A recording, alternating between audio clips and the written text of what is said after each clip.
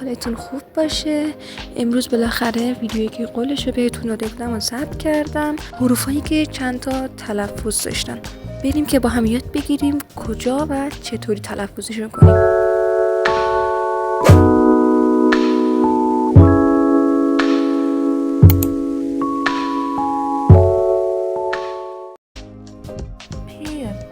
ابتدای کلمه صدای پی نرم میده، مثل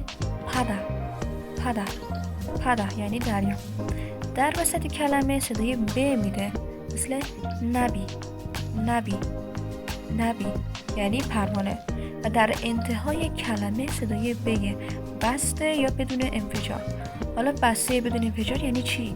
یعنی وقتی اون حرف رو تلفظ میکنی حالت لب و دهن به همون صورت باقی میمونه و جریان هوا ازش خارج نمیشه، مثل جیب. تکرار کن، جیب. یا پپ ر.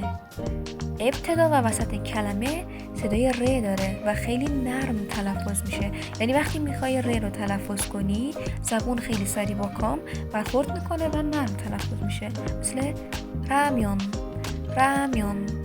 رامیون یعنی نودل. یا نوره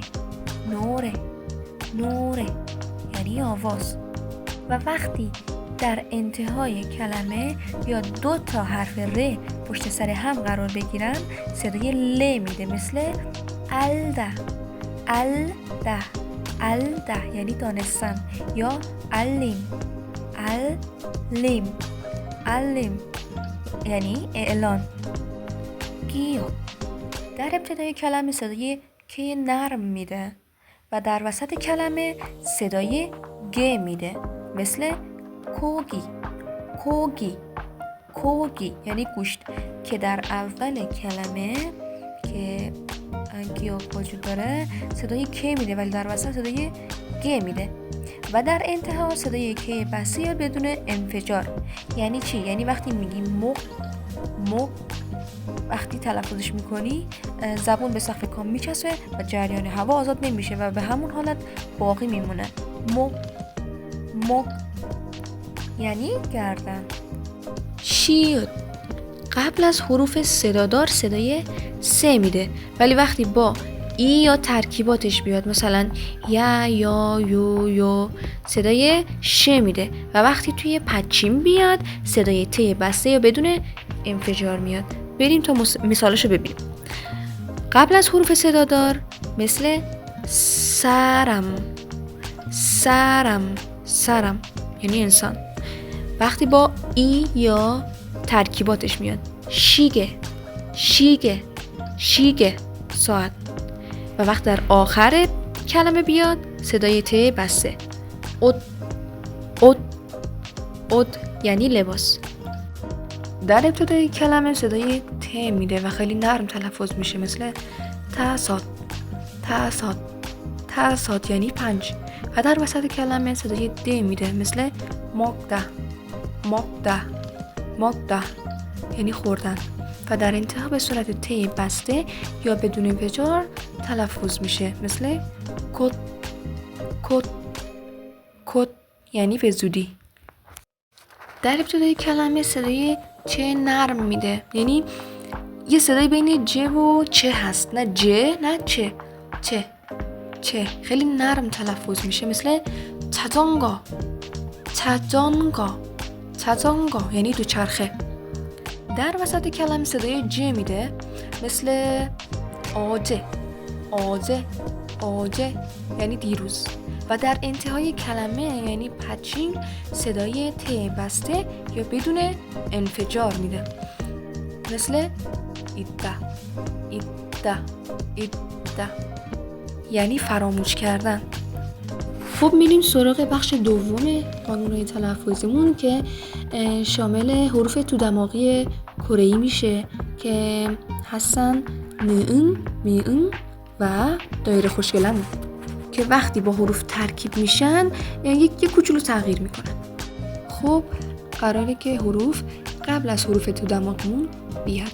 اگر ب قبل از حرف ن و م بیاد م تلفظ میشه یعنی چی؟ الان اینجا ایب نیدا داریم ولی توی نوشتار ایب نیدا هست و توی تلفظ ایم نیدا تلفظ میشه. اگه حرف گ قبل از حرف ن و م بیاد تلفظش به تغییر میکنه. الان اینجا هن گوگ مل داریم، هن گوگ مل، ولی برای اینکه راحت تر تلفظ بشه میگیم هنگون مل. یا شنیدین که به مکنه میگن من نه، به خاطر همین قانون تلفظی است. اگه حرف ج د ر س قبل از حرف تو دماغی ن و ممون بیاد همشون تلفظشون میشه نه، مثل پیتمول میشه پینمول یا سالنل. برای که تون تلفظ بشه میگه سونل. تدنن میشه تنن. بعدی ندمل ننمل. خب بچه ها، هر وقت هر جایی توی هر کلمه‌ای وقتی این دایره خوشگله بعد پدچیممون اومد، حرفی که توی پدچیممونه میاد و جای این دایره خوشگله میشینه و فقط توی تلفظی که تغییر میکنه و توی نوشتار هیچ تغییری نمیکنه و فقط توی تلفظ این تغییر صورت میگیره و این تغییر توی تلفظ دیده میشه، توی نوشتار هیچ تأثیری نداره. مثلا اینجا توی این کلمه نمیگی ماگ آیو، گ میاد جای دایره خوشگله و خیلی سریع تلفظ میشه، ماگایو. خب اینجا 2 کلمه بردیم با 2 حرف توی پدچیم. کلمه اول ایل ده هست. ایلگ ده نوشته شده ولی ایل ده خونده میشه به خاطر یه سری قانون تلفظیه و پایینی هم من ده تلفظ میشه به معنی زیاد و بالایی به معنی خواندن. خب وقتی ایل ده یعنی خواندن با گرامر آیو صرف میشه که میبینید بعد پدچیممون دایره خوشگله اومده، گ میاد میشینه جای دایره خوشگله و تلفظش تغییر میکنه، میشه چی؟ ایلگایو. قبل اینکه صرف بشه ایلده بود یعنی گ تلفظ نمیشد ولی بعد از صرف فعل تبدیل شد به ایلگایو یعنی خوندن.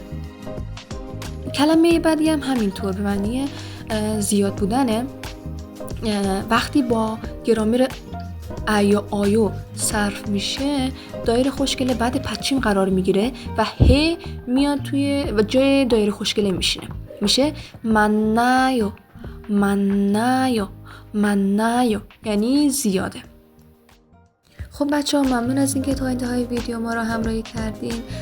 لطفاً ویدیو رو لایک، کانال رو سابسکرایب و دکمه زنگوله رو بزنید تا وقتی ویدیو جدید میذاریم از درس عقب نمونید. تا ویدیوی بعدی شما رو به خدای بزرگ میسپارم. گرام انیان.